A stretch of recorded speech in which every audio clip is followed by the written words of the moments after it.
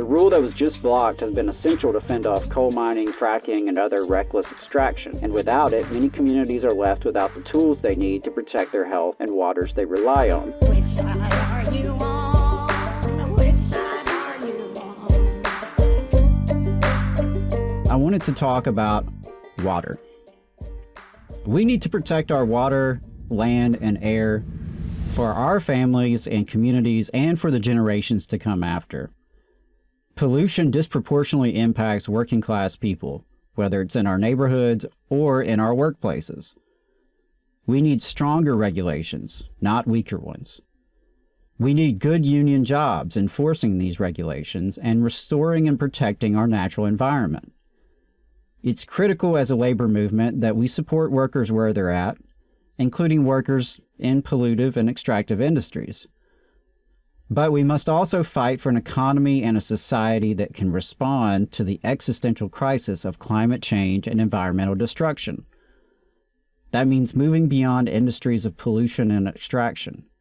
And that means ensuring justice for those workers in those industries, as well as the working class communities impacted by these industries.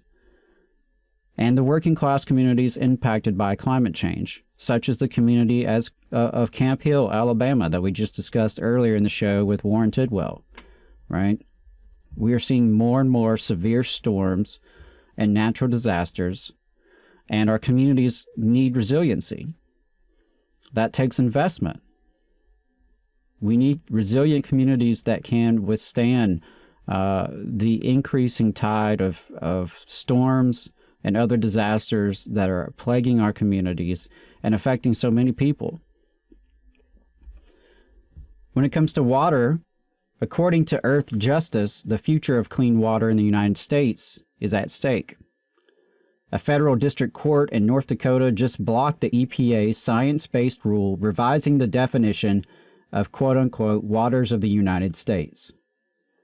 The ruling could strip protections from thousands of wetlands, streams, and interstate waters in 24 states. Last month, a judge ruled the same way in a case impacting Texas and Idaho, leaving 26 states without adequate clean water protections. Earth Justice says they will use every legal tool available to fight back against this devastating ruling and protect the Clean Water Act. This news came out just days before Earth Day, an annual event created to advocate for legal and regulatory mechanisms that protect our environment. While Earth Day has become a day of celebration, it is also a reminder that we must continue to fight for our planet. The threats to our environment and our health do not cease.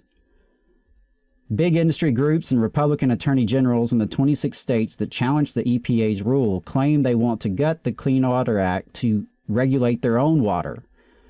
But without having to abide by the Act's standards, states can get away with polluting waterways or enforcing weak water regulations. The rule that was just blocked has been essential to fend off coal mining, fracking, and other reckless extraction. And without it, many communities are left without the tools they need to protect their health and the land and waters they rely on. This Earth Week, I hope you'll join Earth Justice in fighting back. We can't let polluters and extractive industries line their pockets while our communities suffer the consequences. Clean water is one of our most basic human rights, and together we can ensure that it's protected with the full power of the law. And I did want to mention, worth noting, that Alabama is one of the 26 states impacted. So where's our state government? Where's our media? You know, what kind of impact could this have on workers and our neighborhoods? You know, what about fishing, both for leisure and for work? And I'll talk more about fishing in a moment, but a lot of questions I have about this rule change and how it's going to impact folks. And I know there will be the inevitable response that it's for jobs, but call me radical, call me crazy.